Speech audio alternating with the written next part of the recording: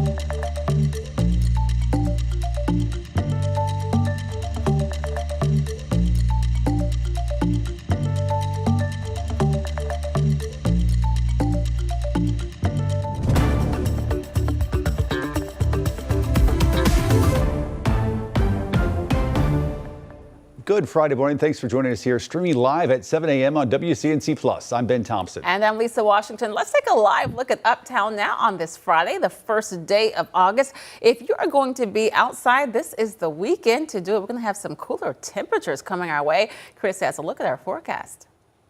And it's going to be a decent morning, but then of course we have storms rolling in a little bit later on. It's another forecast that some of us receive a lot and some of us see very little. It just depends where the storm is going to set up, because there will be some breaks along the line before they become a little bit more of a uniform connected line by the late afternoon.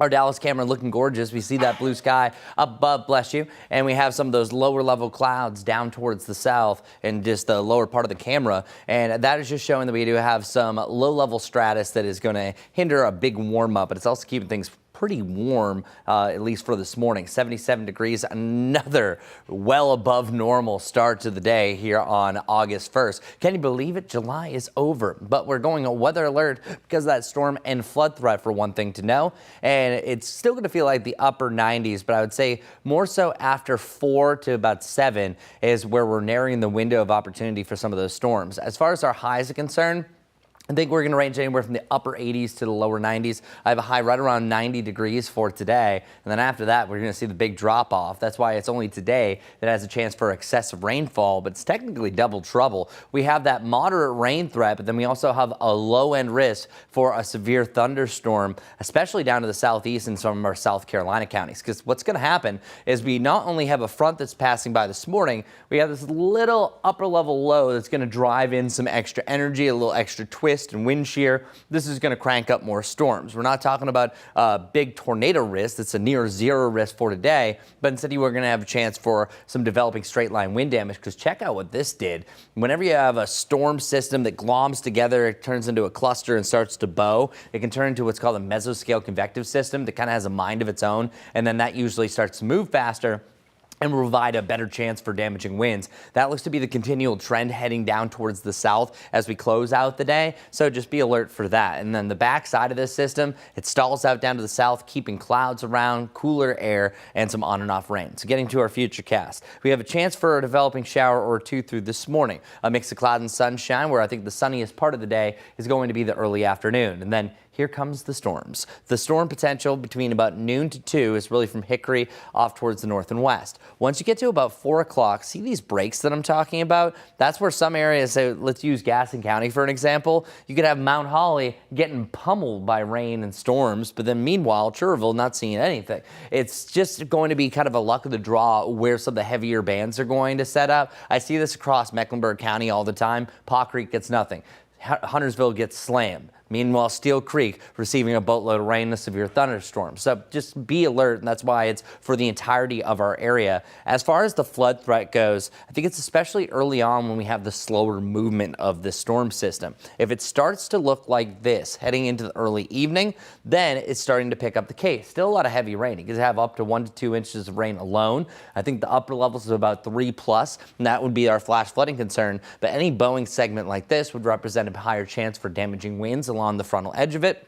But regardless, by 10 o'clock, it looks like most of the area is going to be clear of at least the severe. We call it all clear from severe, but still some lingering rain and some lesser storms will be a possibility. Then by your Saturday, check this out. On and off rain, overcast skies. On and off rain, overcast skies, and maybe a lazy feel to the day. And we'll have a better chance for a little bit of sunshine on Sunday. But it's because of that cloud cover, the rain cooled air, the cold front that rolled through, and what's called cold air damming that's going to keep us so cool for August 2nd. 77 degrees is the coolest day of the week. Our lows also returning to the 60s, especially starting on Sunday morning. And then beyond that, we rock the lower 80s, well below the normal high of 90 degrees, back to the mid to the upper 80s to end next week. And by the following weekend, we should be back into the lower 90s. So enjoy the break while we have it. Hopefully your morning commute isn't breaking so far. We'll see how it's looking. No, not too bad. Nothing too out of the ordinary, nothing too crazy, so we'll take it. Here's a live look outside I-85 as people are waking up and starting their day. You can see area roadways are dry, a few clouds out there. Feels like we're at 78 degrees. And as far as the map goes, a few things you need to know about this one here. We've been following it for a little while now.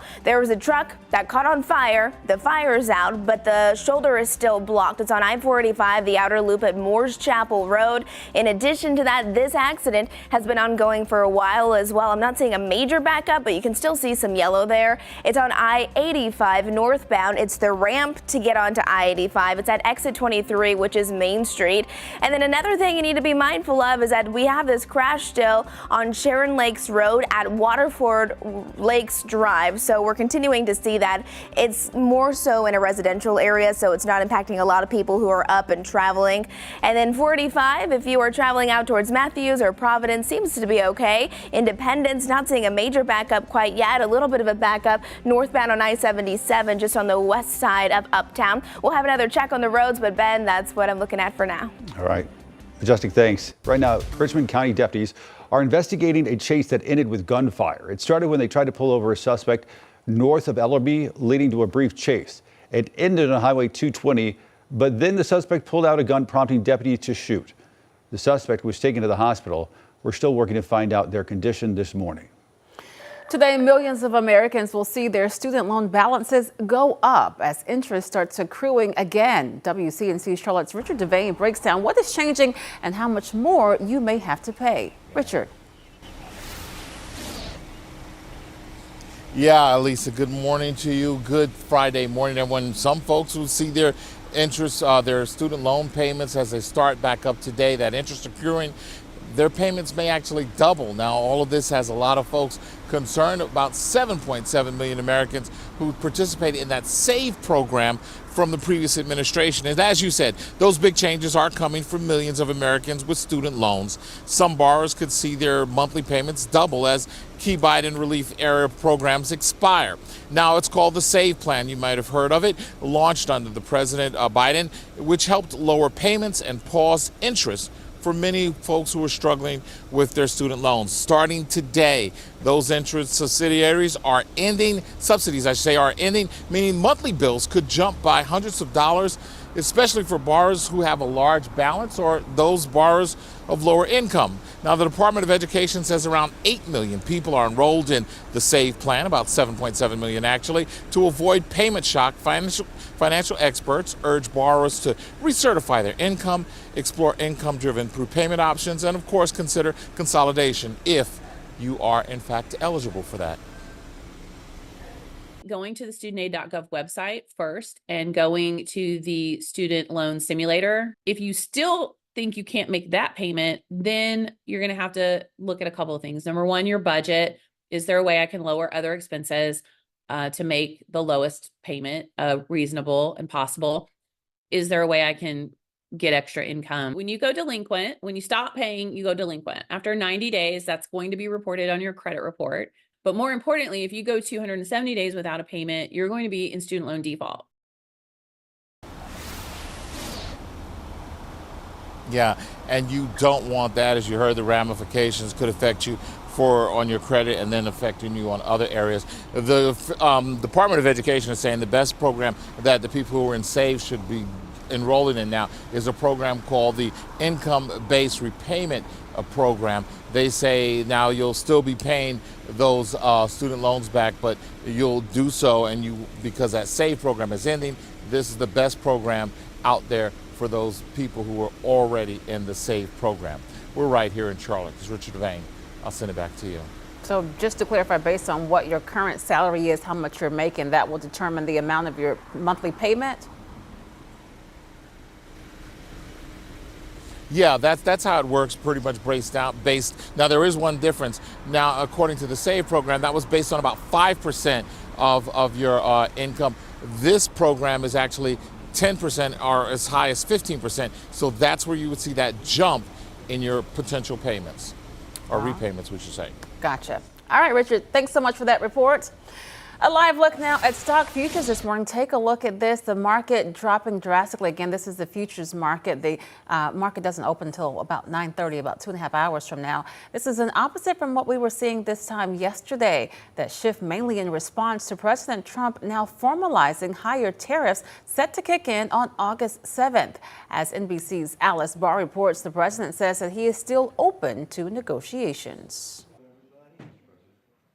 It's deadline day for President Trump's sweeping tariffs, resetting global trade relations. He moved to formalize tariff rates of at least 10 to 15% for most countries, some soaring up to 30, 40, even 50%, now set to take effect August 7th. We have made a few deals today that are excellent deals for the country. You know, we're taking in literally trillions of dollars for the country. The president touting agreements with the European Union, Japan, and South Korea, though deals with other top trading partners, Canada, Mexico, and China, remain unresolved.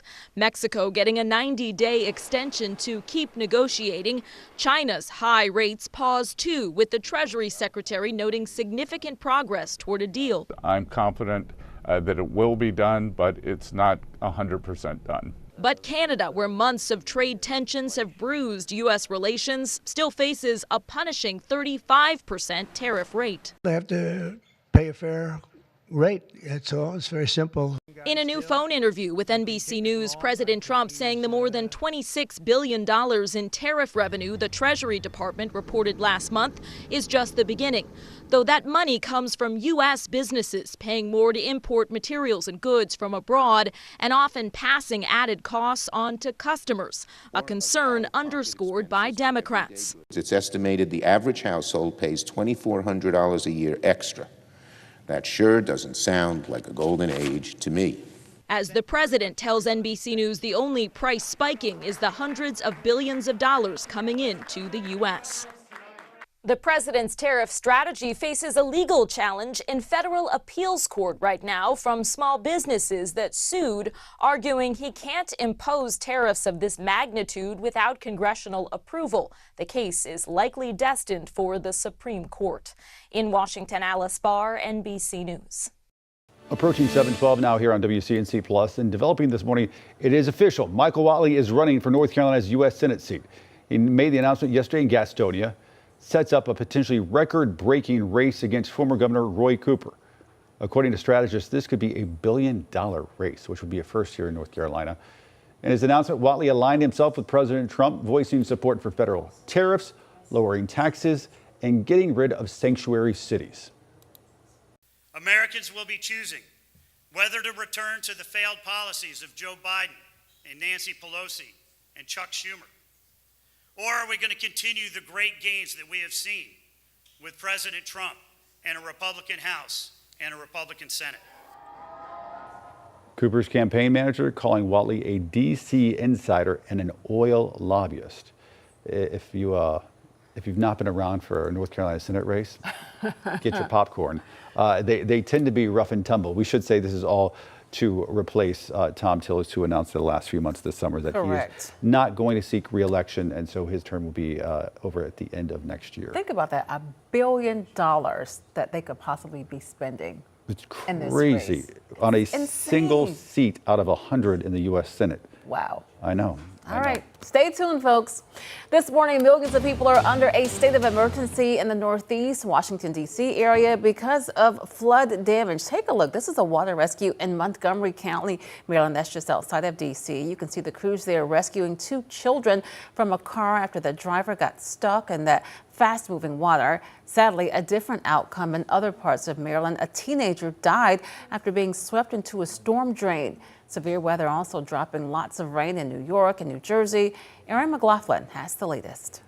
New York, a severe storm slamming the city with pounding rain, leading to scenes like this. Chaos on the roads in Queens, a tractor trailer and cars submerged. And in Manhattan, a major expressway underwater.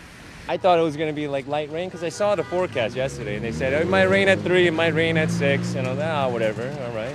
I just didn't expect Bayside Lure Station to turn into a river.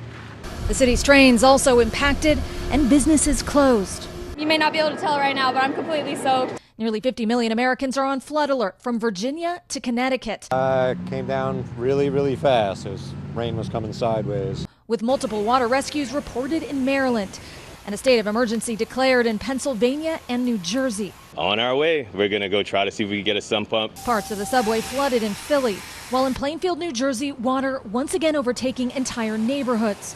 Even a tornado warning. Less than a month after the streets look like this. When you heard tornado, what went through your mind? That we had to evacuate, that we had to leave. I mean, my husband loves the house. I love the house, but I love my life better. 2 weeks ago, rushing water swept through Alexandra Esparza's North Plainfield home. Now she's terrified it could happen again. Yeah, I just want this to be over. I want to sell the house and I want to move on. Meanwhile, at airports up and down the East Coast, stormy weather spelled flight delays and cancellations. In Florida, the latest SpaceX launch scrubbed. Hold. We are standing down for a violation of weather rules. All right, Chris joins us right now on what is another weather impact alert day because of possible flooding later today. And it's all the same system. Right. They were under a worse scenario because they had like a main low pressure system. So you had the front and the low, and then you combine those, that's more lift to the atmosphere.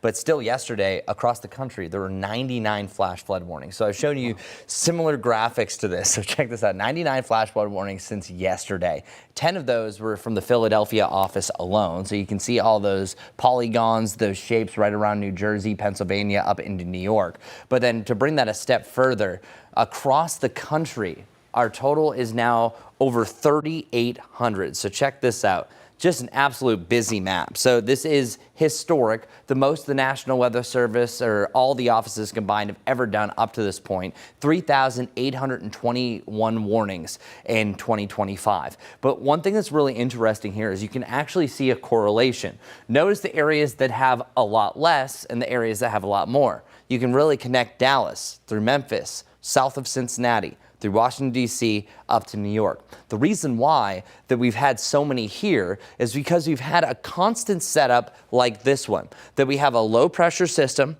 a front that often turns stationary connecting New York to Texas. So we've had that pretty consistently. Meanwhile, we've had an epic run that we've had multiple hot days, maybe a pop-up shower or thunderstorm. Meanwhile, areas to the north have just been stuck under situations like this. So for us, we're starting to see this front move. It's not going to completely stall out. It's still going to keep that muggy air around for today. And it does get a little bit better. Look at that. Sunday's smiling. That's nice. And that's going to be you, potentially. Yeah, by the end of the weekend, it's going to feel great. We have a nice little adjustment where things are headed. Now and later, though, it's 77 right now, and later on, we're getting into the upper 80s to around 90 degrees. Our storm potential really starts to open up later on in the afternoon, and in the near term, I want everyone to get things done a little bit earlier in the day because by the end of the day, we could have some pretty strong storms. Our Dallas camera also showing some low-level clouds, so some of us looking up just seeing a completely overcast sky, others starting to see the blue that is right above.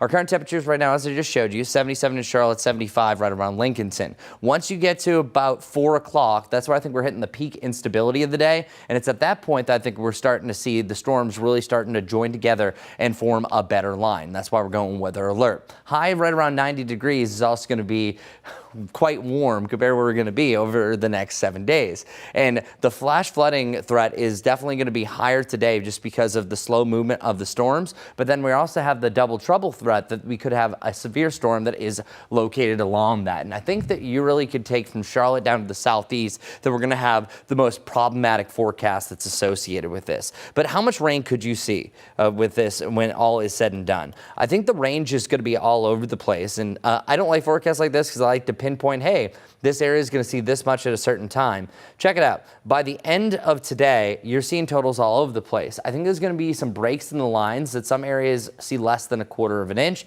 while others are going to have more consistent rain, training rain. And that's why we're under that moderate threshold for a flash flood. And we don't have any watch that's in place, at least as of yet, but anywhere from 1 to 3 inches for the upper bound is going to be a possibility. Meanwhile, you see these numbers barely move because we're still going to have some lingering rain for your Saturday, and that's what's going to keep things so cool. So for our 10-10-10 forecast, I already showed you the 7-day forecast. Check out where we're going for our highs. We're down to 77 degrees on Saturday, 80 to 83 to end the weekend, start next week. And then we have a little dip as the rain chance start to increase again. We're not back to the lower 90s until the following weekend. So that's the 9th and 10th of August. Meanwhile, our lows are actually going to be almost crisp for this time of year. We should be averaging around 70 degrees this time of the season for our lows. Well, we've been pretty much averaging 74 to 76 over the last month. This will drop down to 65 on Monday, and then we have the upper 60s for most of next week before we're yet again back to the 90s and 70s for our highs and lows. And one last thing to get to, our rain chances, especially high today.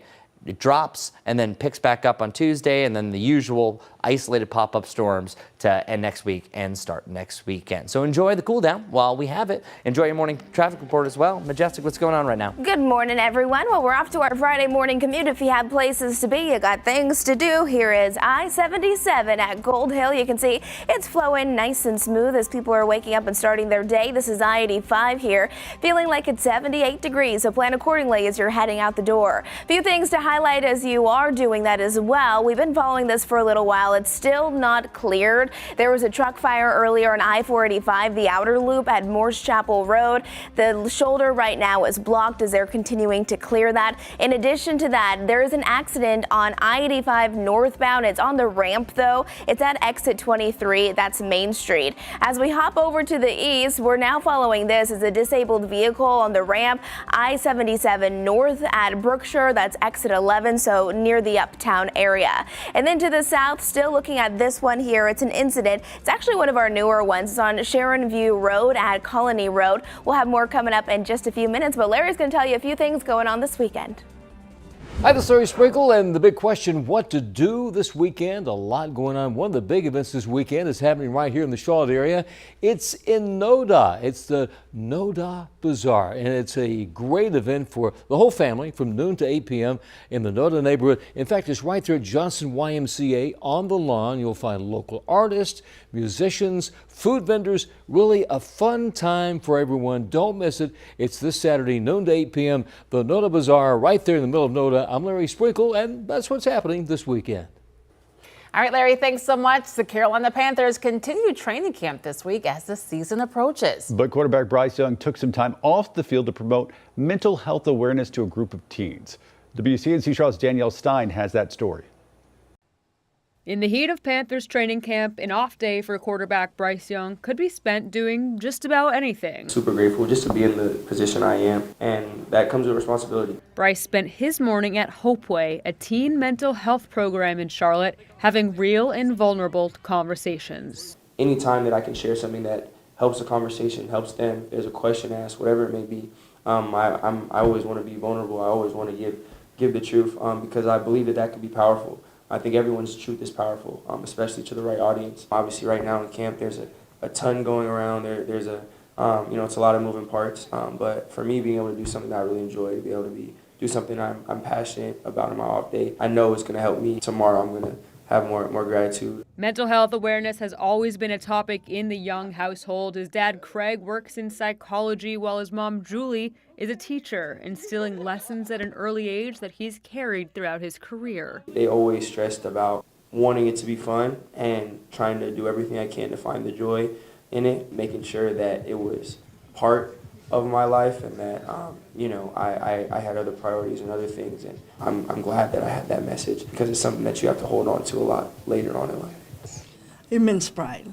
I mean, it's your child. You poured everything you can into them, and to see them grow and do so well, it's really heartwarming. And to hear him speak so eloquently and honestly and from the heart and being very transparent, it was really cool to see. Erasing the stigma around mental health conversations made easier for those at Hopeway, with QB1 there to break down those barriers. You see eye contact, you see people really interested. And again, I think that just speaks to the power of normalizing these conversations.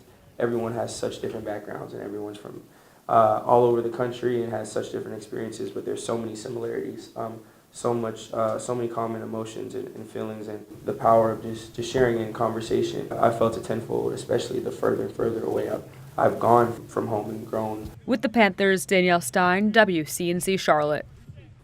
Again, that was our Danielle Stein reporting. Remember, in just a few hours, you can get tickets to Panthers Fan Fest. It kicks off tomorrow at the bank. The team is going to hold an open practice. Those tickets go on sale this morning at 10 o'clock. They're $5. The proceeds benefit the Carolina Panthers charities. And a reminder, the United Way looking for volunteers for its Day of Caring in Union County. That's coming up on August 23rd from 8 a.m. till noon. Projects include all sorts of things: weeding flower beds, picking up trash, painting, grass cutting, all sorts of things you can do. To sign up, head on over to WCNC.com/community. We're going to take a live look right now over uptown on your Friday morning. We love this vantage point. The sky always so pretty there in the background. Chris standing by with a check of your weekend forecast. And also, Majestic has a check of your morning commute. That's coming your way throughout the morning right here on WCNC+.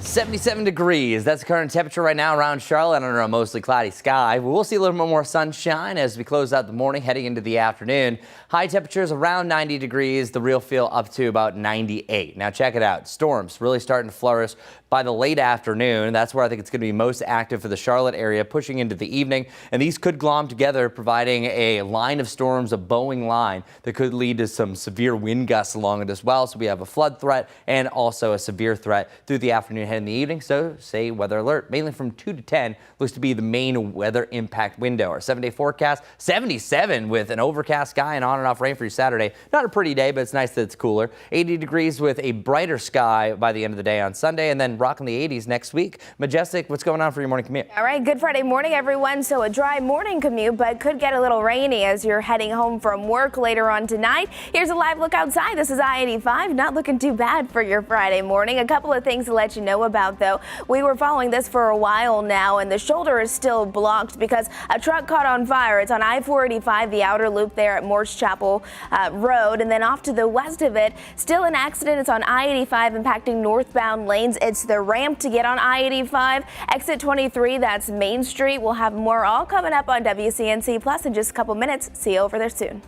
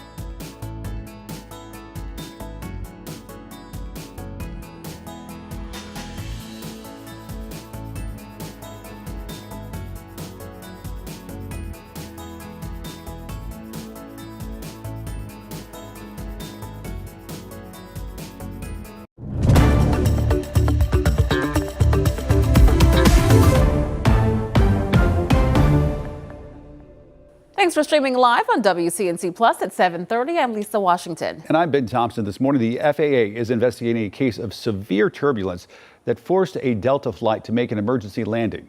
More than 24 passengers had to be rushed to the hospital. NBC's Tom Costello tells us what may have caused that turbulence and an update on the passengers' conditions this morning.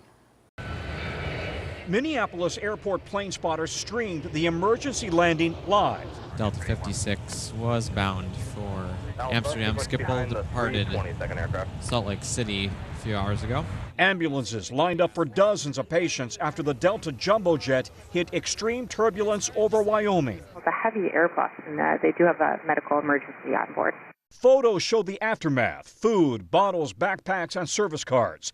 25 passengers and crew members taken to area hospitals. Leanne Nash, on board with her husband, says everything went flying. Literally without absolutely any warning, we hit what, appears to be like a brick wall. We really thought that this was going to tear the plane apart. And so for a brief moment, we thought we were going to die.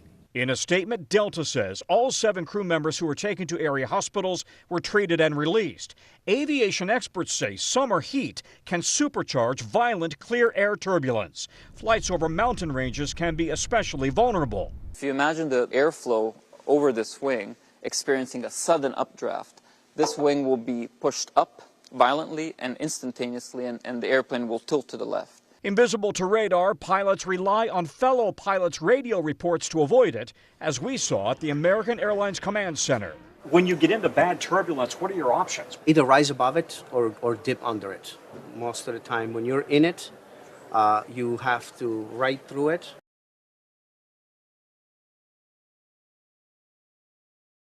Tom Costello there. Scary. Very scary. Have you ever experienced turbulence on a flight? No, not like that. I mean, I've certainly experienced turbulence, but not anything like that. No, definitely nothing like that. I remember once he said in the piece that mountain ranges can be vulnerable. Leaving Las Vegas one time, I thought it was going to be the end of Lisa. It was a bit, and I was like, oh my gosh, what is happening?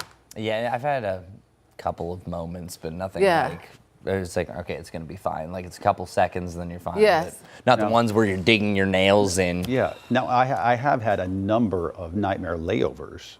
Oh. But that's a completely different story. The ones where you're sleeping on the ground. Yeah, that's right. That's a different issue. Oh my gosh, yes. Well, and we brought up mountain ranges, and here's the best visual I can kind of show for you how turbulence even begins. So say the Appalachian Mountains, for example. The wind might be flowing directly from west to east, but then once it goes up and over that, it creates these waves. This is actually called a gravity wave. So it goes up and down, and sometimes you can see the atmosphere doing this. So literally, it's on the upward trend that you can either have it pushing up on the wing or pushing down on the wing, depending where you are on the arrow. So oftentimes near the mountain passes is where you can have some of the worst of this. And historically, we had a really bad crash in the 90s that actually brought Dr. Fujita, who was the inventor of the Fujita scale, over to study wind shear here in the Carolinas, in the Charlotte area, after that tragic incident that happened. And Larry has a story about all about that, and that really just changed the way that they monitored flights and flight patterns.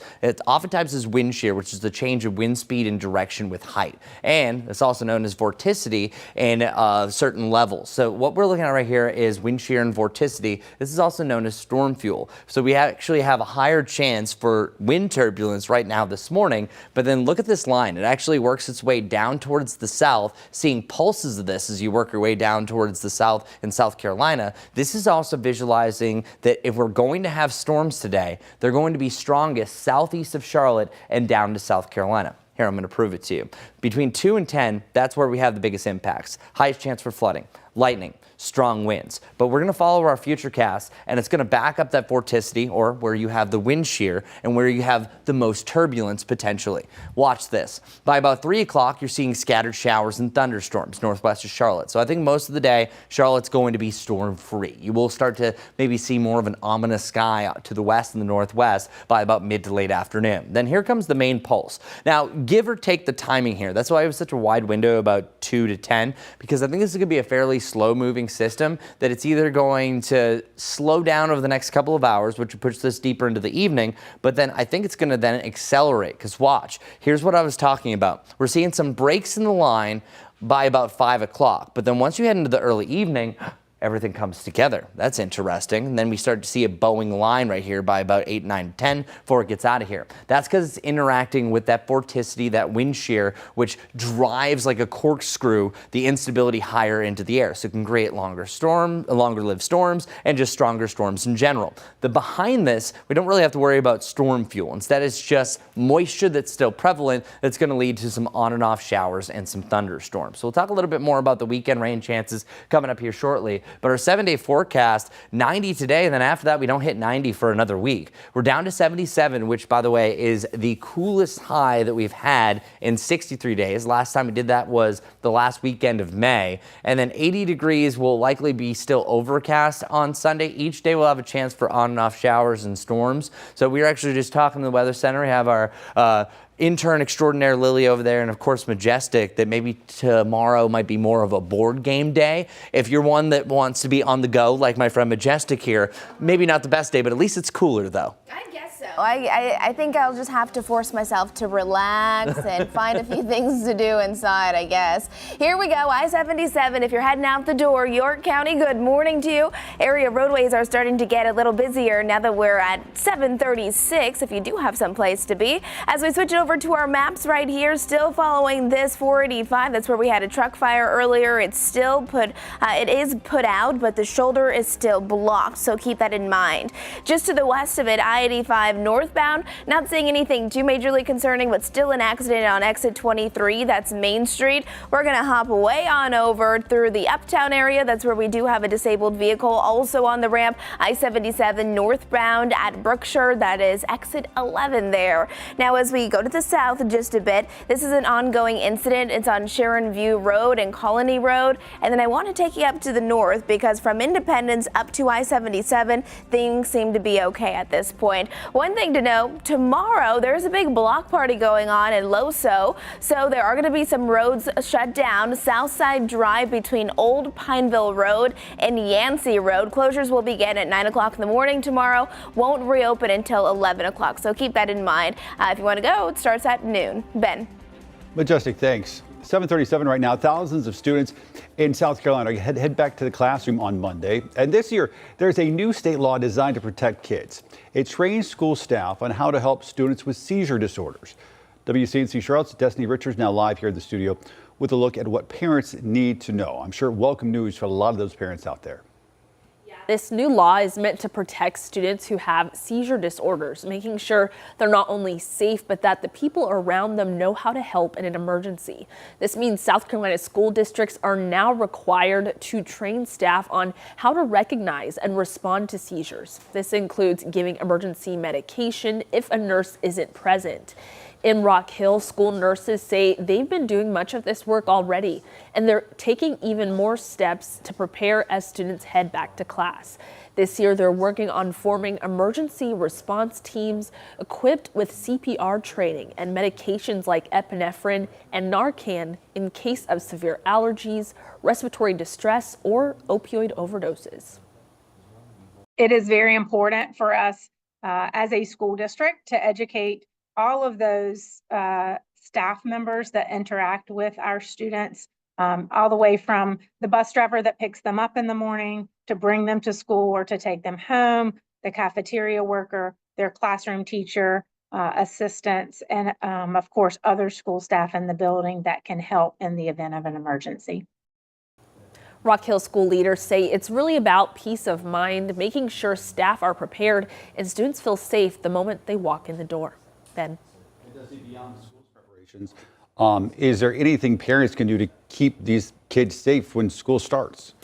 Yeah, so this is one of the busiest times of year for school nurses. That's what Sadie Carell told me, and she says they're working hard to make sure every student's health needs are accounted for before that first day of school, so parents can really help by letting their school nurse know about any medical conditions, medications, or recent changes in their child's health, and this is even if they think their school already has it on file. All right, good to know. Destiny, thank you. Well, the Fort Mill School District warning parents about a big change before school starts. Starting on Monday, there's going to be no more traffic guards. It's working now on new traffic patterns, including right turn only rules. There will be crossing guards, though. We're making a distinction between the two here, and they're going to be in place to make sure walkers can cross the road safely.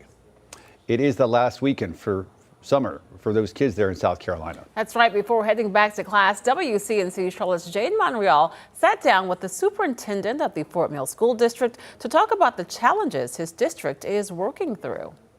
The big one is growth, obviously. We're the fastest growing school district per capita in South Carolina. We're the smallest geographical school district in South Carolina, 53 square miles, which is very unusual to have this much growth in a small area. So I would say that's the big challenge moving forward. But again, our community has supported us over these last 25, 30 years, passing bond referendum after bond referendum. Our school board has supported us. We've had to increase taxes. And our community is standing by us with that because they want to provide the best education for our students. Second is teacher recruitment and retention. It's a national problem. I mean, we're one of the top 6% of places to teach in America. So even with that, we're still having problems, recruiting teachers. So we need to make sure that we're providing an environment for our teachers where they want to stay here when they get here. And then we also need to figure out ways to recruit. We need to come up with some solutions on how we can recruit teachers. One of the ideas, we have many of our students that are graduating from our high schools that are going to college and going into teaching. So maybe we need to start recruiting them at an earlier time. So I would say teacher recruitment and retention is a big one. And then the third one is the achievement gap. Every school district in the country has achievement gaps. We have students that are not performing where they need to perform. We have a 95.8% graduation rate in Fort Mill, the highest in the state, but that means 4.2% of our students aren't graduating. So what are we doing with them? We want to improve our community and continue to have a great community. We need to make sure our students are graduating high school. We have students that are not performing. They're not meeting the standards on the state assessments. So what are we doing for them? We have to have targeted interventions. Even outside of academics, we got to find out why students are not involved in school, if they're not in extracurricular activities. So we're going to do some studies there to see why students aren't involved. Is it because of transportation? Is it because they have to work after school? Is it because they're involved in something else after school? We don't know, but we know that involved students are happy students. We know that they perform better academically if they're involved. They attend school more often and they're better behaved. Now, they had talked about all sorts of topics, including AI in the classroom, how the cell phone ban is working there in South Carolina, parent involvement as well. You can catch that full interview right here, coming up at 9 a.m. on WCNC+. Take a look at your screen right now to scan this QR code. Many students start the school year without the supplies they need. That's why we're partnering with United Way for a back-to-school supply drive. Again, you can scan that QR code to donate or head to our website, wcnc.com/community. You can donate until August 11th.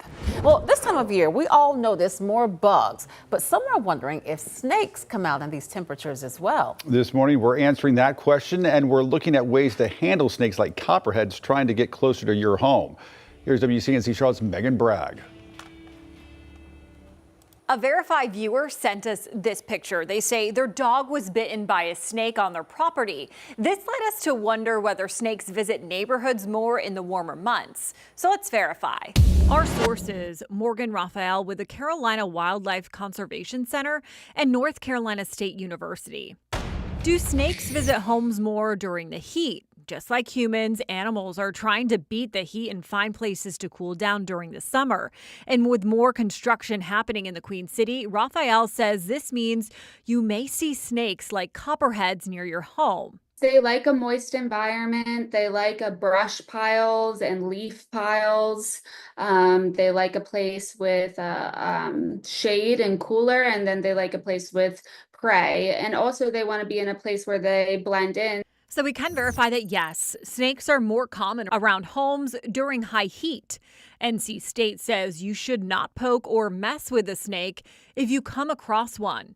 They're just trying to reach their destination. But when it comes to keeping your pets safe, Raphael says keeping them on a leash is crucial. Copperheads are nocturnal, so it's more likely for them to be encountered in the nighttime. And it may be a good idea to be kind to your local possums. Possums are immune to copperhead venom, so if you have a backyard possum, you want to keep them around and be kind to them because they'll help reduce your copperhead population and then keep your pets more safe.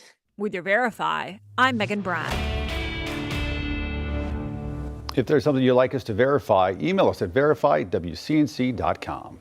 All right, 7:45 now. Take a look at this. This is a live look at Kennedy Space Center, where the SpaceX Crew 11 is planning to launch today. You may remember they were actually planning to launch yesterday, but it was scrubbed because of weather. We brought that to you live during our midday newscast. The launch today is set for 11:43 this morning, so about 4 hours from now. Of course, we'll continue to keep an eye on this and bring you any updates and let you know when and if it does indeed happen. All right, turning back to your forecast. Chris Mulcahy, another weather alert day because of possible flooding later.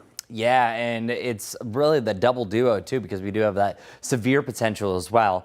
But before we get on to the first weather alert day of August, or the first day in general, I want to recap July. July, crazy hot. It was actually the warmest set of lows that we've ever had in July history. Actually, the lows this month was the warmest of any month in the history of Charlotte, dating back to 146 years of record keeping. Record keeping officially began in 1878 in October. So yeah, this is pretty significant about how warm it was. It didn't take over the top spot in 1993. You don't want to be 1993. 1993 was not a great year for heat. It was one of the hottest on record, hottest July on record, and also had a big time snow to end the year. Excessive rainfall is the #1 impact for today, because slow moving storms could lead to some pretty torrential downpours. I'm talking about up to about 3 inches of rain is possible in some areas. Meanwhile, others are going to see really barely anything at all. But threat #2, that's why we have the double trouble, is a low-end severe threat. And I think it's really going to be southeast of Charlotte has the highest chance for this, but a few isolated severe thunderstorm warnings would be possible, and they could become a little bit more widespread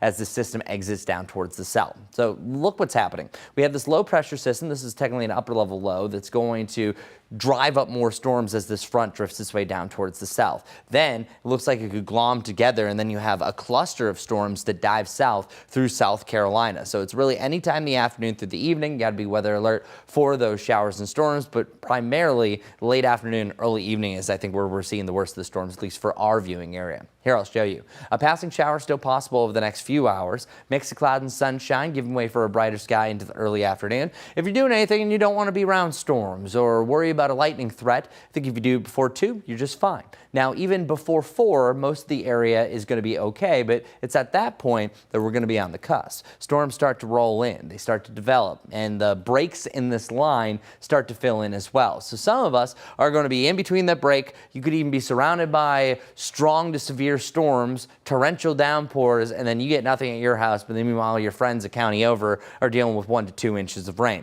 Once you get to about the 6-7 o'clock hour per this futurecast, it's southeast the area that things can start to glom together, and then they race down to the south, and then by 10 o'clock we're all clear from severe. The only way that this is going to delay itself is if the arrival of that low comes a little bit later, and then we would push the storm chance a little bit deeper into the evening around midnight. That's the only change I would really see, but I'm pretty positive right now that at least the late afternoon to early evening is where we have the best chance for storms. But again, just letting you know that we could push that back by 2 hours. We'll see what the newest updates are really by the end of this morning. But as of right now, just anticipate late afternoon heading the early evening hours and then done by the late evening. By tomorrow, it's overcast, on and off rain possible throughout the morning, and then heading into the afternoon, more of the same. There is even a chance that we could have some heavier downpours from place to place. So even though it's a little bit cooler, you don't have the sunshine to motivate you, I still think there's going to be some dry spots from time to time. Yes, it could be misty and drizzly and damp at times,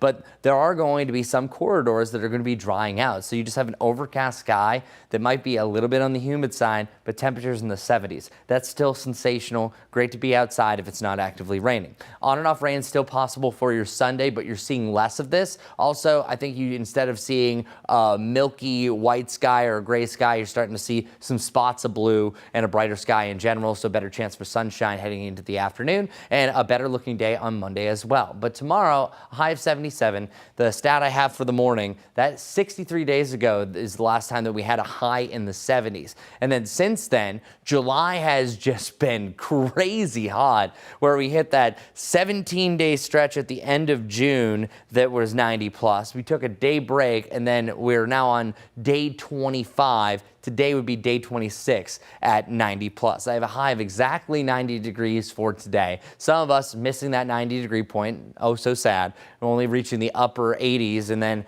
we slowly but surely try to get back to where we should be, which is 90 degrees this time of the season, which, by the way, by the time we get to the middle of August, our average high drops down to 89, and then it starts to slowly decline. But enjoy this nice little below average threshold while we have it. Lower 80s Sunday through Wednesday, back to the mid 80s on Thursday, and it'll start to feel a lot more humid at that point as well. So Majestic, what's going on? What are you going to do this weekend? Good morning. Well, I think I'm really looking forward to those cooler evenings. I told you the bonfire. Yep. I know that. And then, I don't know, clouds kind of make me lazy sometimes. So maybe just a more relaxed weekend. Here's a live look outside I-85. If you have places to be this morning, not seeing anything too significant right there at least. I-77 coming in from York County. Good morning to everyone waking up and joining us from South Carolina. You can see our drive times right now out there in Matthews up to Charlotte. It's going to take you just about 21 minutes, so no major impacts there. 25 if you're coming in from Belmont. As we're looking at our map, a few things I want to let you know about. This is actually just now popping up.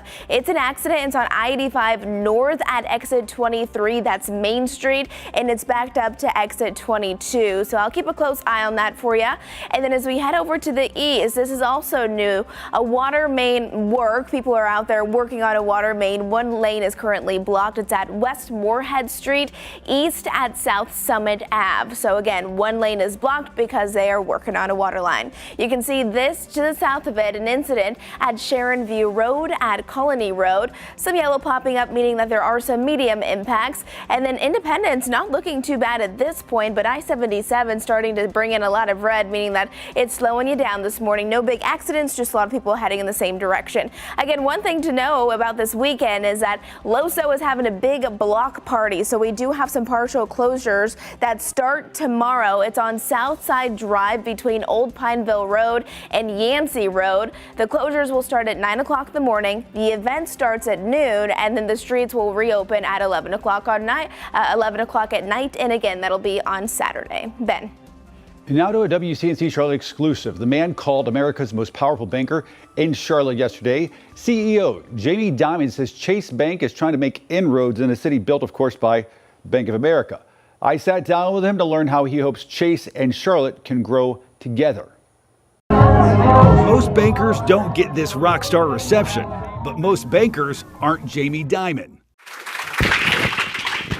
What do you guys want to talk about? The CEO of JP Morgan Chase in South Park Thursday, where the bank is celebrating its 1,000th branch under a recent expansion. What makes Charlotte so appealing?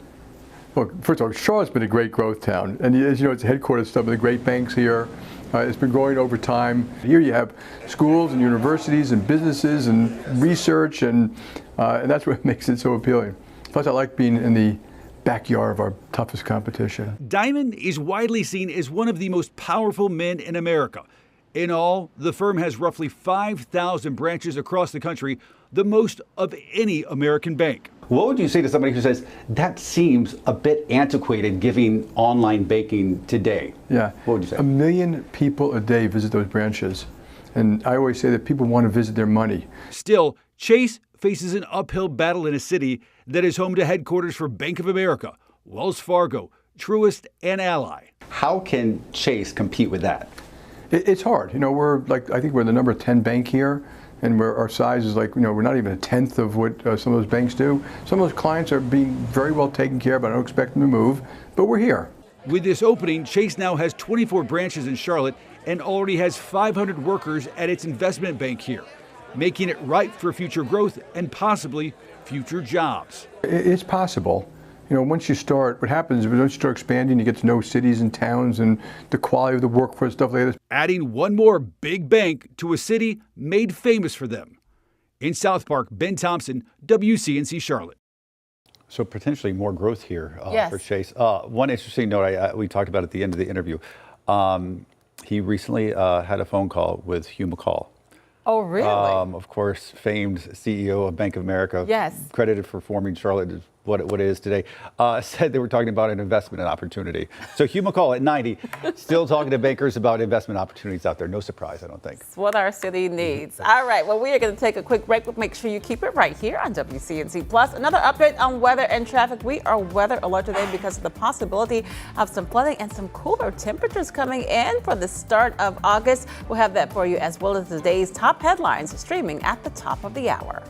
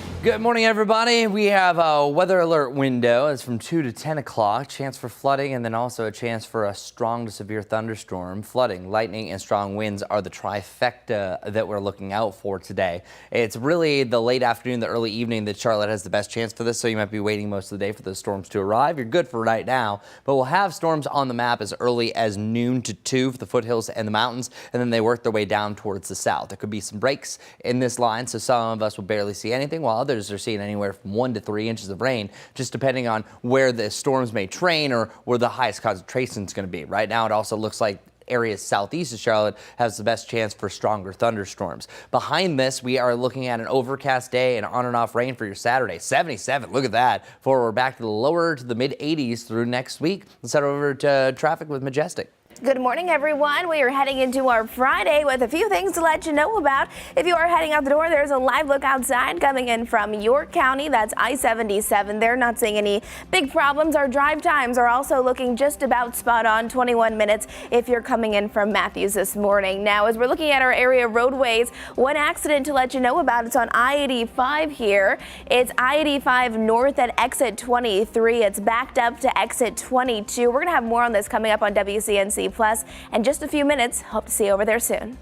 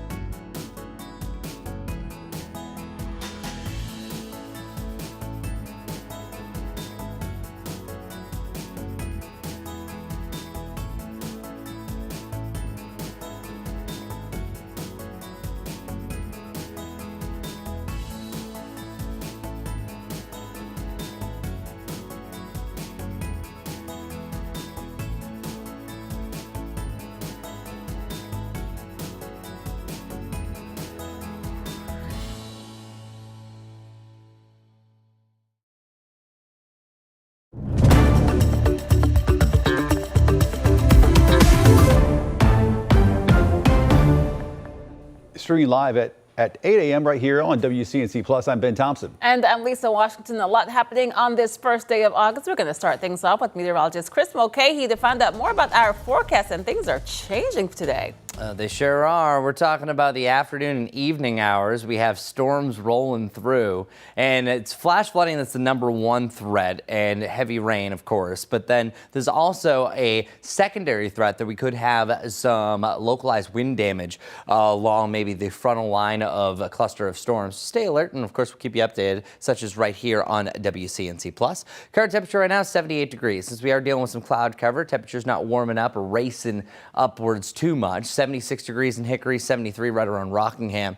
The real feel will get close to 100 today. We're talking about the upper 90s because we're still hot, we're still humid, and we have those higher dew points. We've actually had 3 days in a row of a 75 dew point, and that really is that tropical air mass, and we've been feeling it. High temperatures upper 80s to right around 90 degrees. So here's our WCNC roof camera. Still seeing some of those gorgeous pinks, but it does show a pretty ample amount of cloud cover. We had this yesterday. Eventually it's going to break, allowing for a little bit more sunshine. We did have a few rain showers starting to pop. Well, those are a whole lot of nothing right now, just some darker clouds from place to place. So a better look at our temperatures across the area. 73 around Wadesboro and Rockingham, 73 down in Chester as well, and Chesterfield at 75.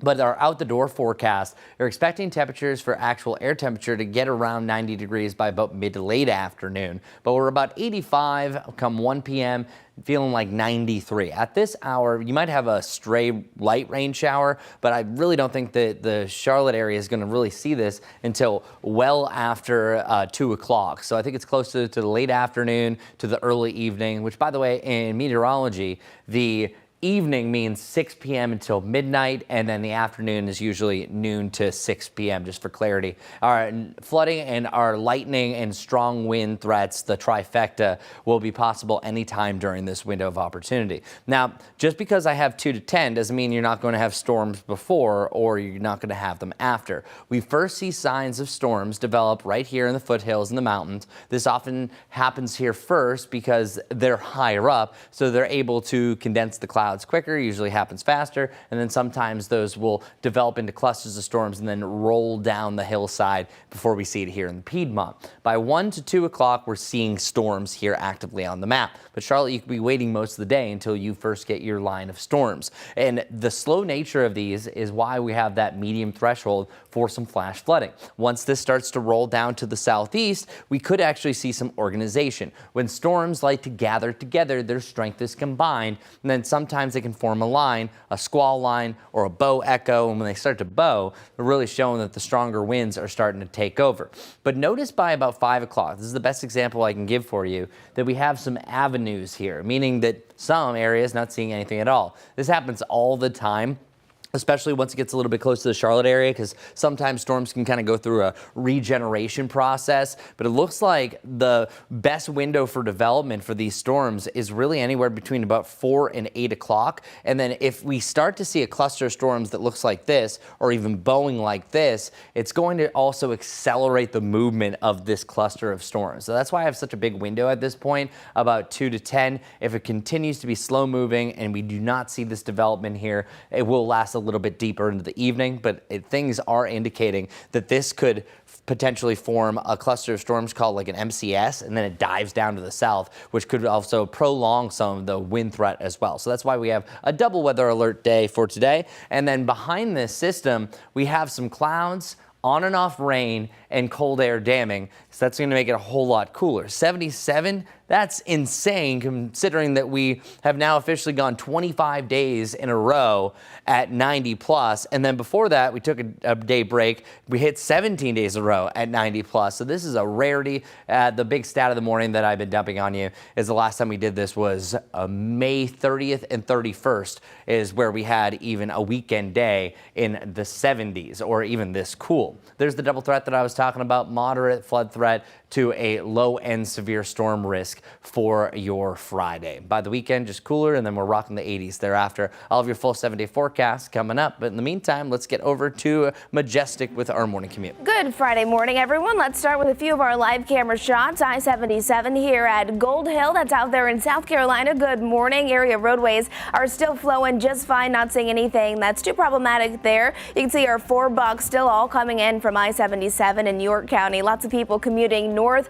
heading towards the Charlotte area. This is I-85 now. Temperatures feeling like we're into the lower end of the 80s, so another warm and muggy start to the day, but at least this time those area roadways are dry for you. Let's take a look at those drive times. Not seeing anything too crazy, so hopefully we can keep it that way. 26 minutes if you're coming in from Belmont. In my live traffic map, really not looking too bad. A couple of things to let you know about, though. This is an accident. It's on I-85 north. It's between exit 23 and 22, so it's backing up a little bit.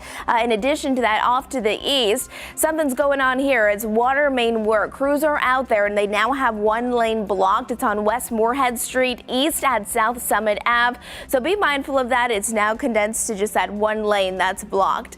This accident, we've been talking about it for a while on Sharon View Drive. That has since been cleared, so making some progress there.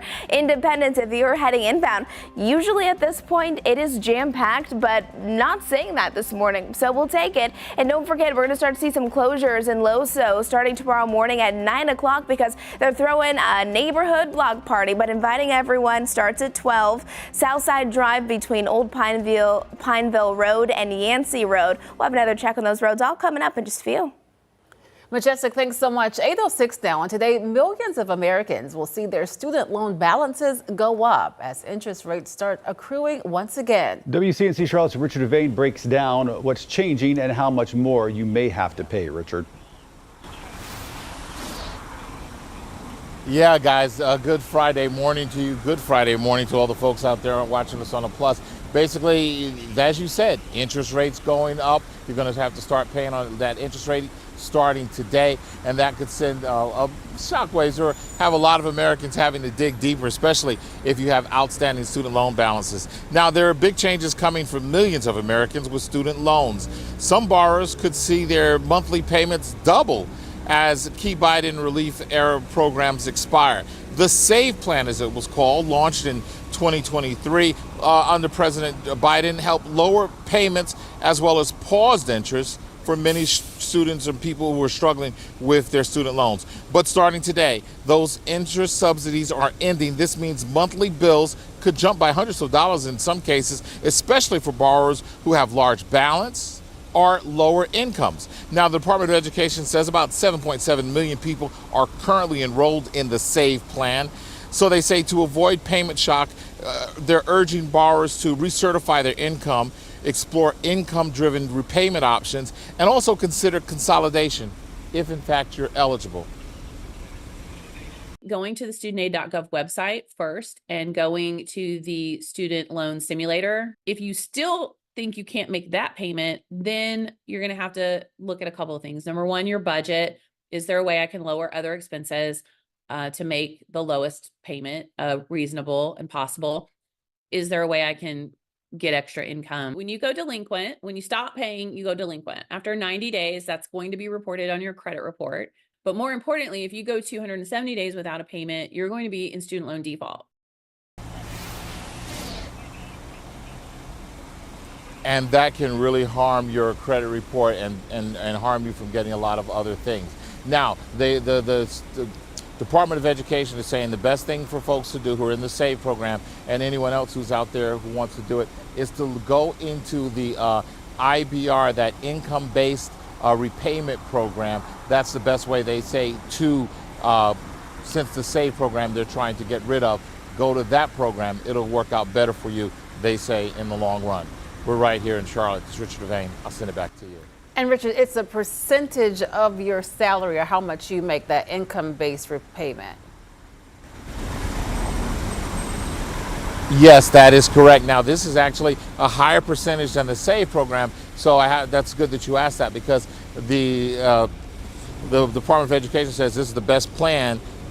They're not saying it was better than the SAVE program, so it's the best plan that's now out there and now available for folks.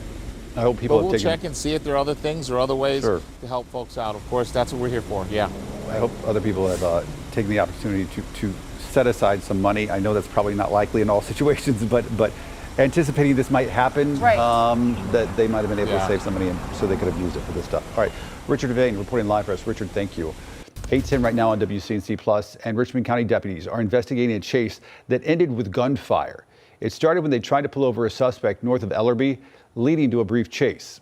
It ended on Highway 220, but then the suspect pulled out a gun, prompting deputies to shoot.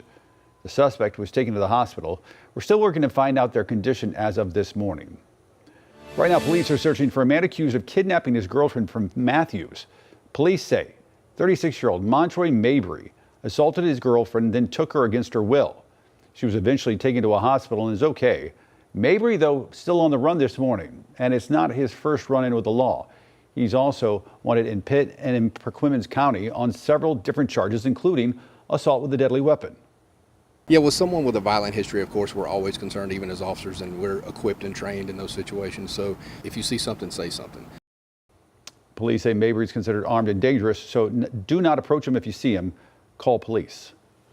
Here's a live look at the stock futures this morning, and check this out. The market dropping drastically in pre-market trading. This is definitely different from what we saw this time yesterday. That shift mainly in response to President Trump, who is now formalizing the higher tariffs set to kick in just a few days on August 7th. As NBC's Alice Barr reports, the president says that he is still open to negotiations. It's deadline day for President Trump's sweeping tariffs, resetting global trade relations. He moved to formalize tariff rates of at least 10 to 15% for most countries, some soaring up to 30, 40, even 50%, now set to take effect August 7th. We have made a few deals today that are excellent deals for the country. You know, we're taking in literally trillions of dollars for the country. The president touting agreements with the European Union, Japan, and South Korea, though deals with other top trading partners, Canada, Mexico, and China, remain unresolved. Mexico getting a 90-day extension to keep negotiating.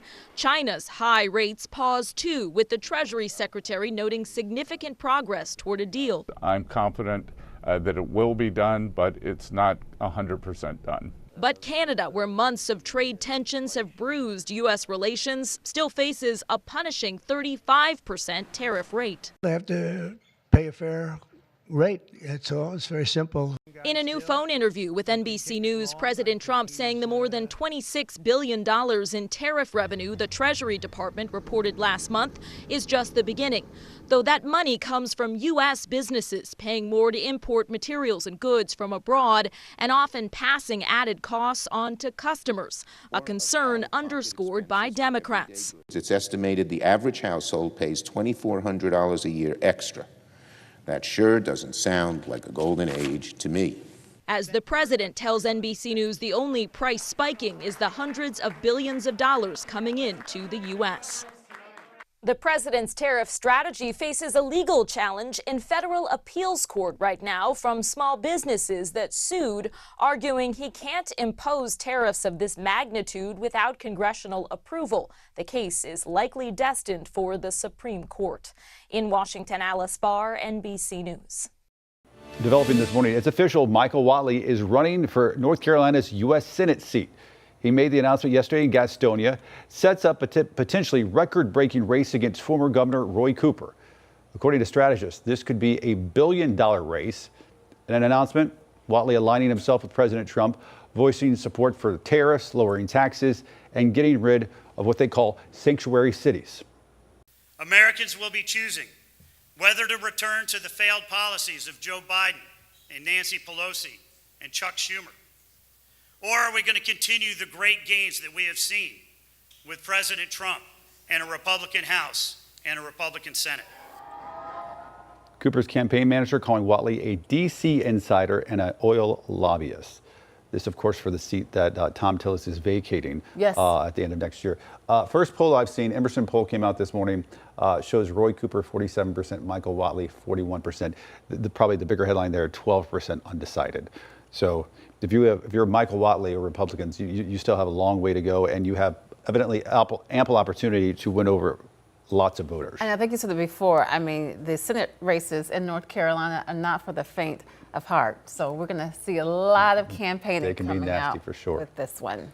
All right, starting September 1st, you'll want to make sure that you have both hands on the wheel. We're talking 10 and 2 and not on your cell phone. South Carolina Governor Henry McMaster just signed a new hands-free driving law. Violators will face fines of up to $200 and possible points on your driver's license. One woman says it's an important change, especially after losing her husband to a distracted driver. Distracted driving is not just about texting, checking notifications, finding the right station on Sirius, or putting mascara on. It is about failing to recognize the responsibility of holding lives in your hands every single time you are at the driver's seat of a vehicle. The law goes into effect September 1st. There will be a 6-month waiting period. Authorities won't start issuing tickets until February. This morning, millions of people are under a state of emergency in the Northeast and the Washington, D.C. area because of flood damage. Take a look at this. This is a water rescue in Montgomery County, Maryland. That's just north of D.C. You can see the crews there rescuing 2 children from a car after the driver was caught in fast-moving water.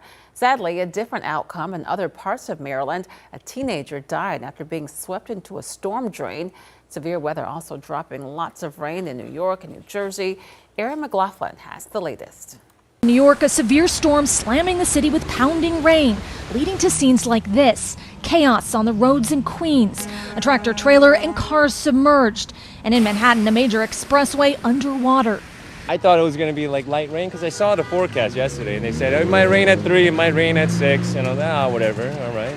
I just didn't expect Bayside Lure Station to turn into a river. The city's trains also impacted and businesses closed. You may not be able to tell right now, but I'm completely soaked. Nearly 50 million Americans are on flood alert from Virginia to Connecticut. Came down really fast as rain was coming sideways. With multiple water rescues reported in Maryland and a state of emergency declared in Pennsylvania and New Jersey. On our way, we're going to go try to see if we can get a sump pump. Parts of the subway flooded in Philly, while in Plainfield, New Jersey, water once again overtaking entire neighborhoods. Even a tornado warning. Less than a month after the streets look like this. When you heard tornado, what went through your mind? That we had to evacuate, that we had to leave. I mean, my husband loves the house. I love the house, but I love my life better. 2 weeks ago, rushing water swept through Alexandra Esparza's North Plainfield home. Now she's terrified it could happen again. Yeah, I just want this to be over. I want to sell the house and I want to move on. Meanwhile, at airports up and down the East Coast, stormy weather spelled flight delays and cancellations. In Florida, the latest SpaceX launch scrubbed. Hold. We are standing down for a violation of weather rules. And a weather impact alert for today because of possible flooding later on. Yet again, and it's the same front that helped bring all of that historic rain, because they continue just to see event after event after event. And what's crazy enough is we had 99 flash flood warnings across the country, and 10 of those came directly from Philadelphia. And then I believe it was about another 8 that was right around the New York area. But look at all those green polygons, those different shapes. And that's 99 yesterday. But if you look further than that, in 2025, we've had 3,821 warnings. I don't know why this just bypassed me. Hold on, give me a second. What's going on here? Come on. There we go.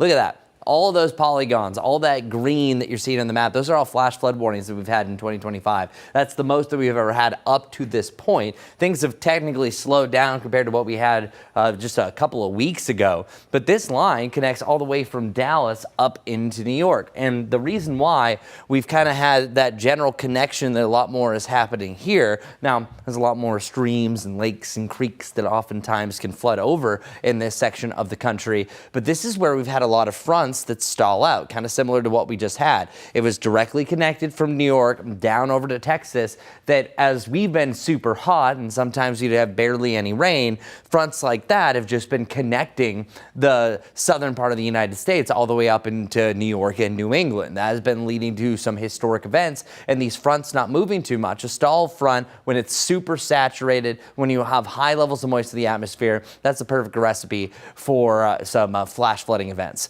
Our Muggy meter is also at kind of a frowny face to a bleh level across the area, things will become a lot more smiley as we go forward. Where Sunday, actually all smiles. Sunday is the pick of the weekend because of one, we have less rain and even a chance to see the sunshine because it's not really going to be all that bright really in between. But for the short term, we're at 78 degrees right now with more clouds than sunshine, and we will pick up a little bit more sun as we continue through the afternoon. But then we have to stay weather alert. So the main window of opportunity for this is anywhere between about 2 and 10. But primarily, I think smack dab in the middle of that, opening up between about 4 and 7 is where I'm seeing most of the storms here for at least the Charlotte area. But it still means that you're waiting most of the day for a storm to pop. So that's kind of a scenario that, hey, just because it's a weather alert day, we're not really going to be seeing the impacts that we are really going to affect our day-to-day until about the late afternoon. So we still have to be mentally prepared for it, but it's really after 4 that I'm seeing most of the more serious storms. 2 o'clock, you're seeing storms on the map. 4 o'clock, they're becoming more numerous. 6 o'clock, that's where we have, I think, a big time line or a cluster of thunderstorms. That's where we're seeing some of the heavier rain rates. Whenever you start to see maroons and magentas on the map,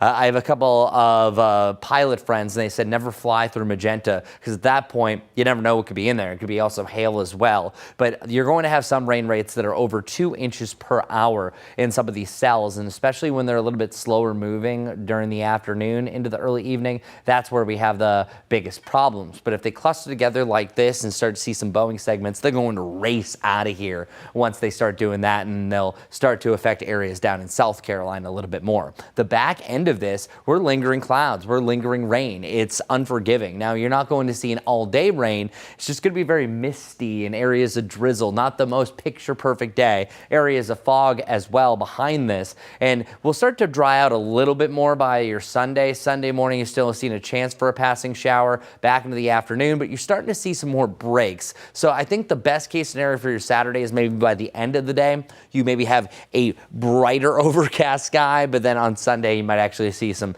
pieces of blue. That's why we're 77 on Saturday, 80 degrees on Sunday, but still, this is the coolest weekend that we've had since late May. Enjoy the cool down while we have it. Try to find motivation with the lack of sunshine. That's what Majestic's going to do. I'm sure going to try my very best, that's for sure. Hey, a few things to let you know about before you head out the door. I-77 here.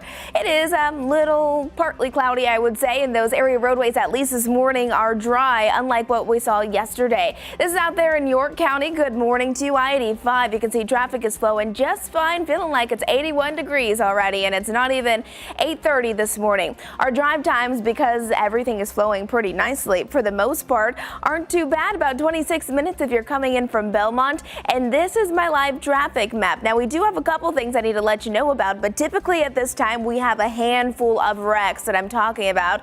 This one here is still ongoing, has not been cleared yet. It's on I-85 north at exit 25, backed up to exit 22, so just be mindful of that. I'm not seeing a whole lot of colors building, so I'm guessing that cars can get through around it just fine without any big problems. And if you are heading out towards West Moorhead Street, water main work is ongoing, so they have blocked one lane because of it. It's at West Moorhead Street and South Summit Ave, so make sure you're just traveling safely as those crew members are outside working on that. Otherwise, Independence not looking too bad either, mainly all green. And then I-77 coming in from Mooresville or Cornelius, a little bit of congestion out there towards Huntersville. And then don't forget the big block party going to be closing down roads tomorrow morning at 9 a.m. They will not reopen until 11 p.m. It's at block party at Loso, and it's on Southside Drive. We'll have more coming up in just a few minutes, but if you want some more ideas on other things you can do this weekend, Larry's your guy.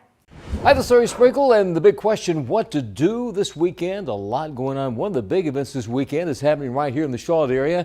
It's in NODA. It's the NODA Bazaar, and it's a great event for the whole family from noon to 8 p.m. in the NODA neighborhood. In fact, it's right there at Johnson YMCA on the lawn. You'll find local artists, musicians, food vendors, really a fun time for everyone. Don't miss it. It's this Saturday, noon to 8 p.m. The NODA Bazaar right there in the middle of NODA. I'm Larry Sprinkle, and that's what's happening this weekend.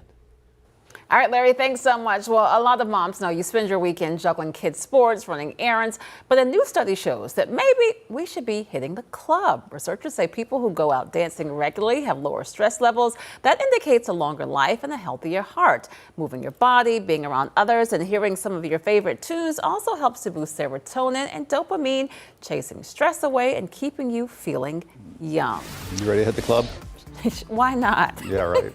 That's All a right. joke. Live pictures right now over a hazy uptown Charlotte right now on a Friday morning at 8:25.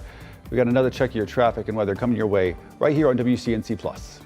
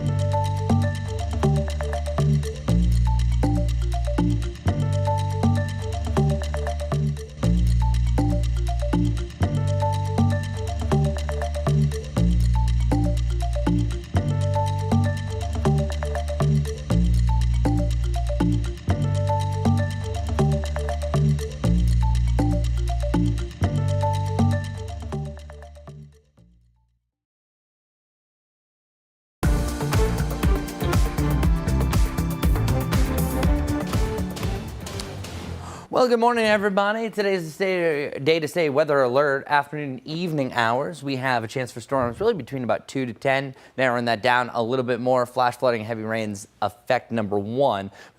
Another impact is going to be a potential for some damaging winds and, of course, dangerous lightning. And then hail is the lowest possibility of the four that I just mentioned. That window, I think, is opening up over the Charlotte area really late afternoon, heading to the early evening. So I can even narrow that down even further to about 4 to 8 o'clock. But many of us will be waiting most of the day for storms to arrive. That weather alert window will be closing as we head into your Saturday. Still an overcast day with on and off rain. 77 tomorrow. Just wow. Not going to see a lot of sunshine, so that's the main reason why we're not really warming up all that much, which, by the way, our lows were around 77 this morning, so kind of putting that perspective. Back to 80 degrees, which should be a drier feeling day on Sunday. Lower 80s to start next week with return rain chances on Tuesday and Wednesday, and we'll slowly get warmer after that. Should be back into the 90s by the following weekend. Majestic, take it away. All right, good Friday morning, everyone. Hey, if you have places to be this morning, here's a live look outside. This is I-85 here, where traffic seems to be flowing all right. Not seeing any significant slowdown, so hopefully we can keep it that way.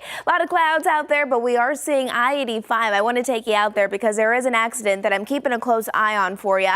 It's I-85 northbound at exit 23 out to exit 22. It's on the ramp, so just be sure you're mindful of that. Otherwise, water main work is ongoing. One lane is blocked on West Moorhead Street. Have a great Friday.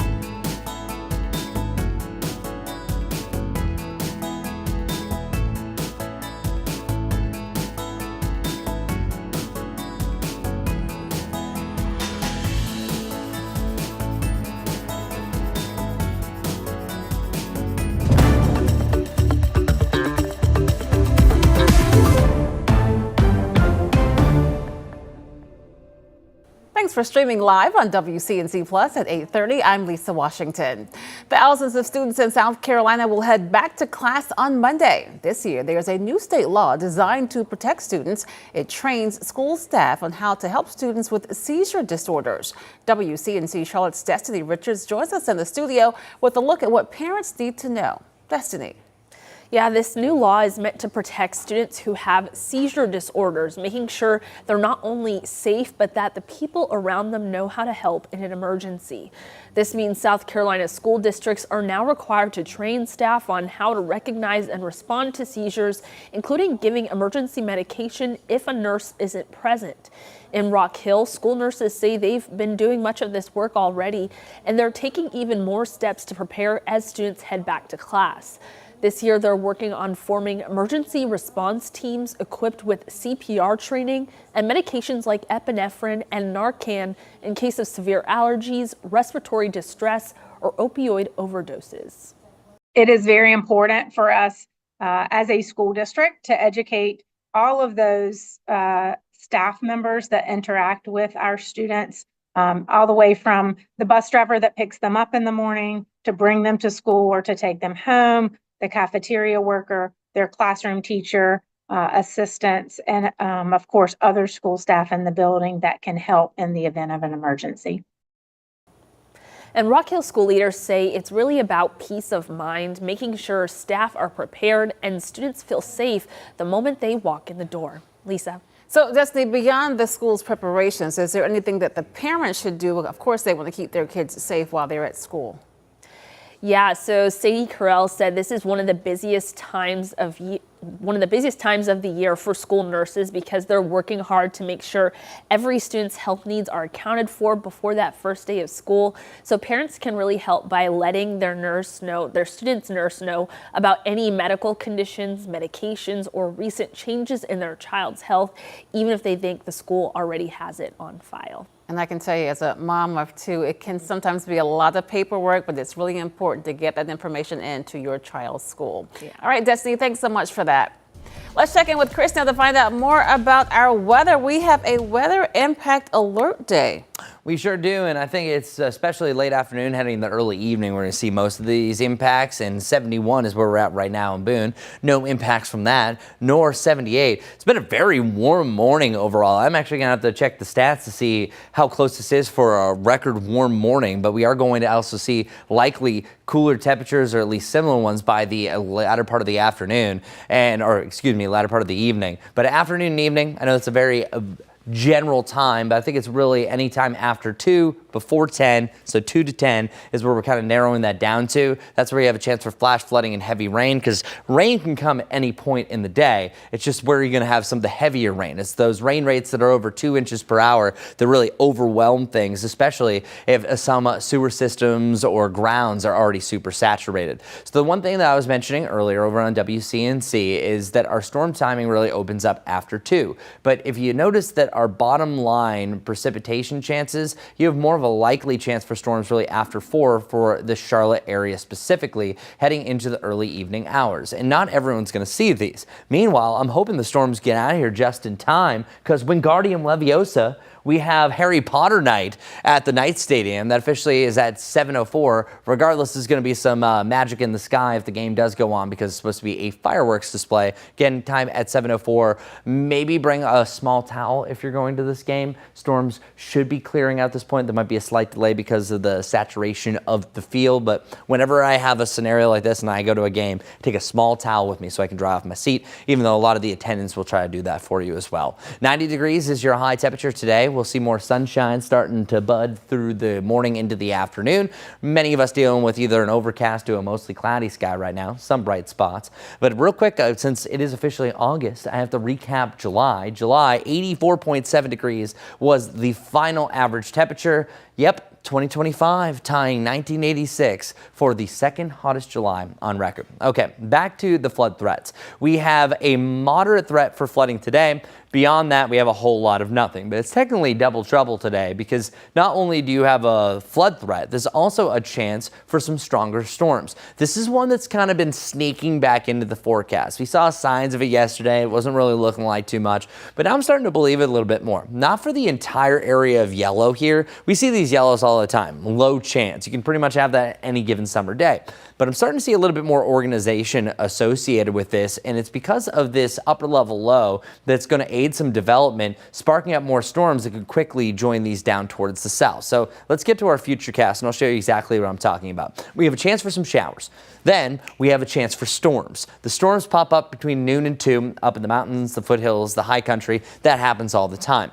But from 2 to 4, we're starting to see them spread down towards the south and east. Notice how there's breaks in the action here? Not everyone's going to see heavy rain. That's been the case in scenario. This is the most widespread rain that we've seen for the week. But then once we get to the early evening hours, this timing can fluctuate a little bit. So you can still have the stronger edge push to start at closer to 6. But after 2, before 10, that's where most of the storms are really set to roll on through. But look at this little frontal edge. If we have a solid line and it even starts to bow, that's showing signs of a bow echo. So if there are going to be some storms, I think that we start to see signs of severe thunderstorm warnings, maybe an isolated one up in the foothills. That's pretty common. But if you're going to see more of a severe weather risk that becomes more widespread, it'll be really from Monroe down towards the southeast by the early evening hours. Beyond the 10 o'clock window that I have, you're just going to have, I think, general rain, maybe an isolated heavier downpour or a thunderstorm. But this is on and off rain that we're dealing with throughout the morning into the afternoon. At times it's going to be really misty with areas of drizzle, areas of fog, but there's not a lot of sunshine to go along here. There's some indications that maybe some areas could break open the skies for a little sunshine by the end of the day. Same thing for your Sunday, but all in all, it's looking like an overcast day. And that's the main reason why we are so cool. 77 degrees, that cool, rain-cooled air is backed up against the mountains, not allowing us to warm up that much. So that means our low from this morning is almost similar to our high tomorrow. 80 degrees is the high on Sunday. After that, the lower to the mid 80s through the middle of the week. We should be back to around 90 plus by the following weekend. Let's follow up weather with traffic. What's going on this morning, Majestic? Good morning. Well, really, it's been a quiet start to our Friday morning. No big complaints, though. Thankfully, we haven't had any big problems that'll slow you down, and that's still the story right now. Here's I-77 still coming in from York County. You can see still lots of cars, of course, out there as people are heading off and starting their day. But a few things to let you know about as we switch it over to I-85 here. It's a similar setup there, a little bit more cloud coverage. Low 80s is what it feels like, so warm start if you are heading off to work or heading to the gym. Maybe you're just heading out for your morning time walk. You can still see lots of green there. I-85, though, still this wreck is not cleared, but I'm really not seeing a significant backup. It's on I-85 and the wreck is at exit 23, so likely the car's just off to the side. You shouldn't have any major concerns. But towards the uptown area, water main work is ongoing. They've closed one lane because of it. It's on West Moorhead Street, east at South Summit Ave. So keep this in mind. Be careful as crews are actively out there working on that. And then Independence looking green is eerily clear at this point. And then I-77 from Cornelius to Huntersville looks fine. Much of the same coming in from South Carolina from Rock Hill to Fort Mill. No big backups. We'll have another check on those roads and I'll let you know if things change in just a few minutes. Ben. All right, Majestic, I'll take that. Thanks so much. The Fort Mill School District is warning parents about a big change before school starts. Starting Monday, there will be no more traffic guards. Now it's working on new traffic patterns, including a right turn only rule. However, crossing guards will still be in place to make sure walkers can cross roads safely. And before heading back to class, WCNC Charlotte's Jane Monreal sat down with the superintendent of the Fort Mill School District to talk about the challenges his district is working through. The big one is growth, obviously. We're the fastest growing school district per capita in South Carolina. We're the smallest geographical school district in South Carolina, 53 square miles, which is very unusual to have this much growth in a small area. So I would say that's the big challenge moving forward. But again, our community has supported us over these last 25, 30 years, passing bond referendum after bond referendum. Our school board has supported us. We've had to increase taxes.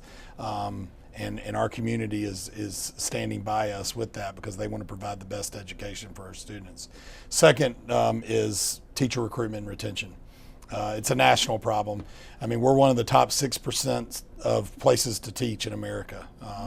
So even with that, we're still having problems, recruiting teachers.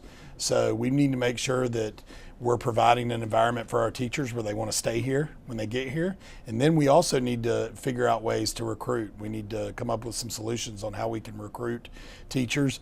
One of the ideas, we have many of our students that are graduating from our high schools that are going to college and going into teaching. So maybe we need to start recruiting them at an earlier time. So I would say teacher recruitment and retention is a big one. And then the third one is the achievement gap. Every school district in the country has achievement gaps. We have students that are not performing where they need to perform. We have a 95.8% graduation rate in Fort Mill, the highest in the state, but that means 4.2% of our students aren't graduating. So what are we doing with them? We want to improve our community and continue to have a great community. We need to make sure our students are graduating high school. We have students that are not performing. They're not meeting the standards on the state assessments. So what are we doing for them? We have to have targeted interventions. Even outside of academics, we got to find out why students are not involved in school, if they're not in extracurricular activities. So we're going to do some studies there to see why students aren't involved. Is it because of transportation? Is it because they have to work after school? Is it because they're involved in something else after school? We don't know, but we know that involved students are happy students. We know that they perform better academically if they're involved. They attend school more often and they're better behaved. Now, Jana, the superintendent, also talked about AI in the classroom, how that cell phone ban is working in South Carolina schools, parent involvement, and a lot more. And you can see that full interview coming up at 9 this morning in our live Impact News right here on WCNC+. Also, take a look at your screen right now to scan this QR code. Many students start the new school year without the supplies they need. That's why we are partnering with United Way for a back-to-school supply drive. You can scan that QR code to donate, or you can go to our website, WCNC.com/community. You can donate until August 11th. I'm sorry, I don't think your project is very well thought out. That was the general consensus at last night's City Council meeting about the proposed Concord Farms project. Developers brought plans that would bring thousands of new homes, a walkable village center, and a hotel to Concord. The group's plan was denied last month, but they're bringing a new request to be looked at in September. Residents and council members worry that it will overflow the city's school system. The impact that you're making on the schools is tremendous. This has the ability to absolutely crumble an already struggling school system. Now, despite the pushback, the developers plan to rezone that site, complete additional studies, and they want to get public comment. If approved, developers say it would take more than a decade to finish. All right, well, this is the time of year that we all notice more bugs, but some are wondering if snakes come out in these temperatures as well. Well, this morning we are answering that question and looking at some ways to handle snakes, like copperheads trying to get closer to your home. Here's WCNC Charlotte's Megan Bragg. A verified viewer sent us this picture. They say their dog was bitten by a snake on their property. This led us to wonder whether snakes visit neighborhoods more in the warmer months. So let's verify. Our sources, Morgan Raphael with the Carolina Wildlife Conservation Center and North Carolina State University. Do snakes visit homes more during the heat? Just like humans, animals are trying to beat the heat and find places to cool down during the summer. And with more construction happening in the Queen City, Raphael says this means you may see snakes like copperheads near your home. They like a moist environment. They like brush piles and leaf piles. They like a place with shade and cooler, and then they like a place with prey. And also they want to be in a place where they blend in. So we can verify that, yes, snakes are more common around homes during high heat. NC State says you should not poke or mess with a snake if you come across one. They're just trying to reach their destination. But when it comes to keeping your pets safe, Raphael says keeping them on a leash is crucial. Copperheads are nocturnal, so it's more likely for them to be encountered in the nighttime. And it may be a good idea to be kind to your local possums. Possums are immune to copperhead venom, so if you have a backyard possum, you want to keep them around and be kind to them because they'll help reduce your copperhead population and then keep your pets more safe. With your Verify, I'm Megan Brad. A reason to appreciate the possum. All right, if you have something that you would like verified, just email us at verify@wcnc.com. 8:45 now. Check this out. This is a live look at Kennedy Space Center where the SpaceX Crew 11 is expected to launch today. You may remember we actually brought you live pictures yesterday from Kennedy Space Center during our midday news class. They were planning to launch yesterday. I think the time was 12:09, but that was scrubbed because of weather. We could see the clouds in the air. The launch for today is set for 11:43, so a little under 3 hours from now. Another chance to launch on Saturday if today's launch is canceled. We'll keep you posted on that. In the meantime, we need to check in with Chris to find out more about our forecast here. Yeah, those launches pretty much need the baby bear's porridge needs to be just right. Now, our Charlotte top 5, I want to live in the past briefly because July was historic for multiple reasons. For one, we just are getting done with the 4th longest 90-degree stretch in Charlotte history. But 84.7 was the average across the month for our highs and lows averaged together, tying 1986. 1993 still is the top spot, but the second hottest July on record, and it felt like it, right? 90 degrees today, 77 by tomorrow, and then it's a slow but sure climb back into the lower 90s heading into weekend number 2 of August. So yeah, August already trending a whole lot cooler, which by the way, that's a little bit more like what you would expect during the month of September. Meanwhile, we also broke an all-time record, not just July. So the average lows for the month of July were 74.7. That is the warmest monthly lows of any month in Charlotte history. And Charlotte record keeping began on October 1878. Up to that point, nothing has been that warm for a set of lows across 31 days or less than that. 77 was our low this morning. And the interesting fact about that is our high tomorrow is set to be 77. Now, I do think the actual low for the day is going to be hit a little bit closer to midnight. That's where things are trending, 74 around Hickory and 71 around Salisbury. And our current temperatures right now, we've only gained 1 degree because if you look off the distance, you don't have a lot of sunshine. So take this in perspective. This morning, you don't have a lot of sunshine and we're not really warming up in a hurry. Now, things will start to pick up a little bit more. The clouds will break a little bit more and get more sunshine, but the clouds are going to be even lower and thicker tomorrow. So that's why we have little to no opportunity to warm up through much of the day. Now, this could change a little bit, but it does feel a little bit warmer because it is a super humid day. We've had 3 days in a row of a 75+ degree dew point. You don't need to know the exact ranges. Just note 75+ is tropical air. That could lead to some heavier downpours.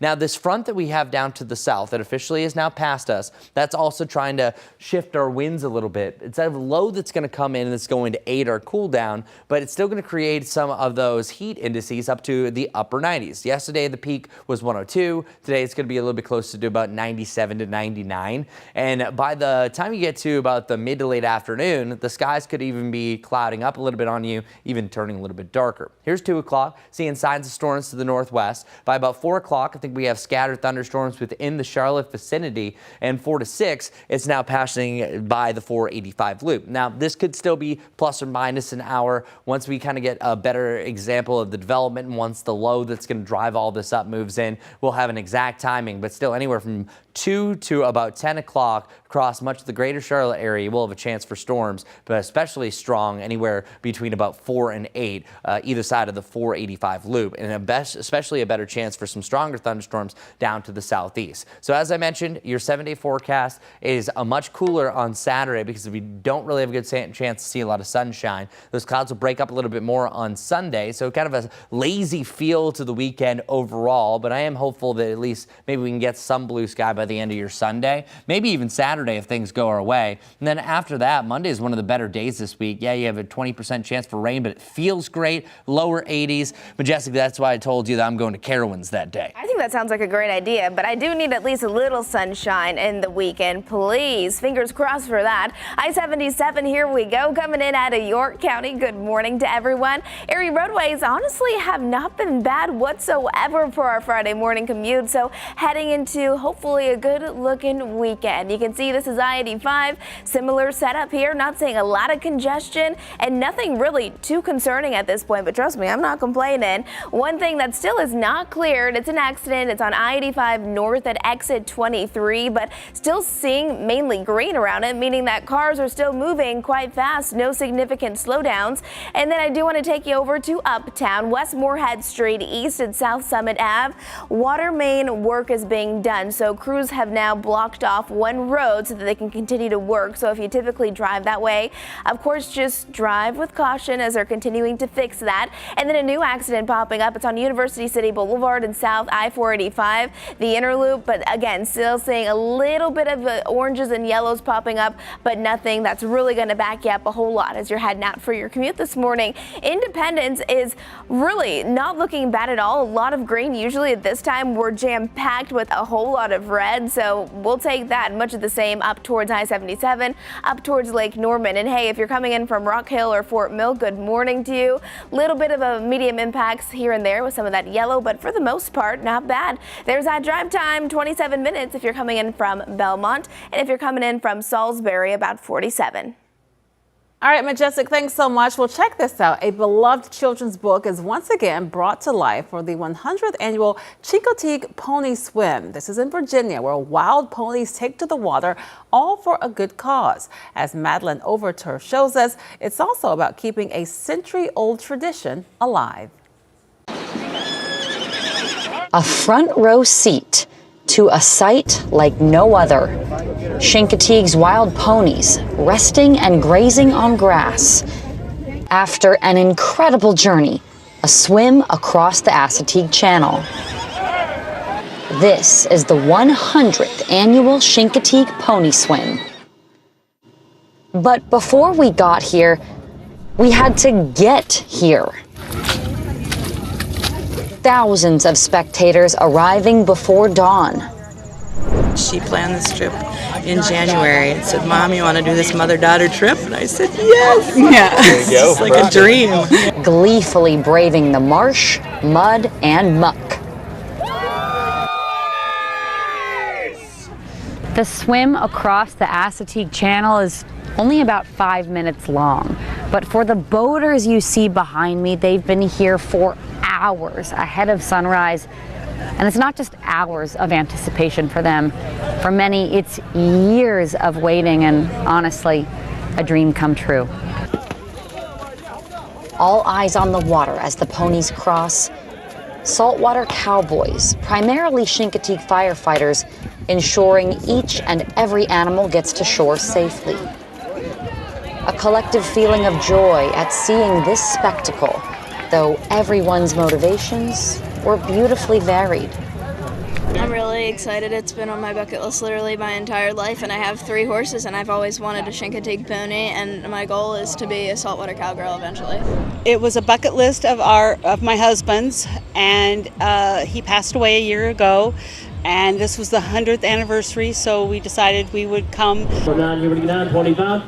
The swim and ensuing auction raises money for the fire department, which manages the herd. We did $547,000 last year in fundraising with the ponies, and we're hoping to do more than that this year. Horse lovers and those who love them in community on one small island. That mud will wash off, but those memories you have are going to last forever. As the ponies walk away from the channel and into town for the next few days, crowds cheered. And everyone, or even just a moment, remembering what it means to be a part of something special. The entire Chincoteague Island, you know, it's a beautiful place. I always would tell people during my journey, doing life, about this beautiful, magical place. Upholding tradition, one swim and step at a time. In Chincoteague. Wow. Madeline Overturf with that report. So a little bit more about this pony swim. The ponies are actually, as you heard, auctioned off. It's a fundraiser for the area's volunteer fire company. And so the people who also take care of those ponies, the vets, it's also a fundraiser for them. And sounds like it's like a long-standing tradition. So Chincoteague, I was looking this up, it's like a small resort island in Virginia there, and this is their big. That's their thing. I would like to see it. I would also really like to see the wild horses in the Outer Banks. I have heard that, and I got to see it. I got to put it on my North Carolina bucket list. Corolla. Okay. Have to check that out. Yes. All right, well, we are going to take a quick break, but you please keep it right here on WCNC Plus. In fact, just leave it on all day. We're going to have another check on the weather and traffic. Chris is going to tell us about the possibility for some flooding later today and also the cool down with our temperatures over the weekend.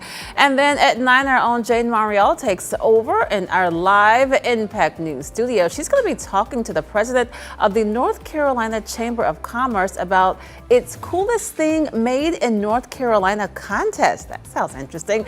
As well as today's breaking news events as they happen here in our area and across the nation. Again, only on WCNC Plus.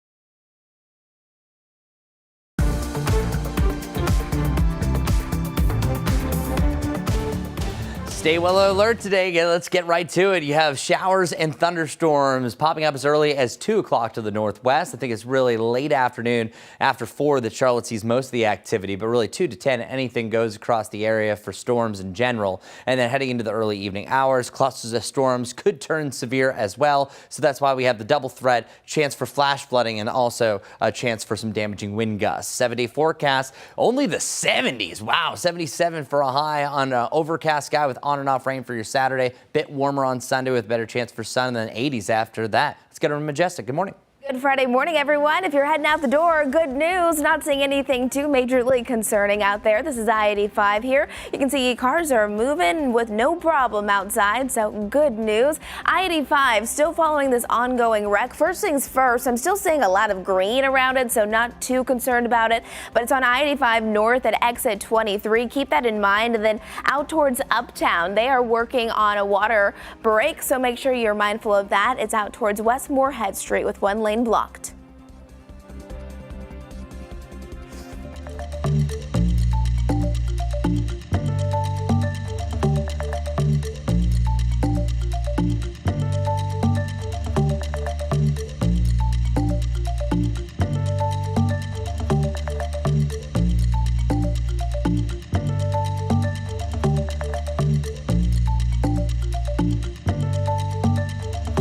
Touch up my makeup because I just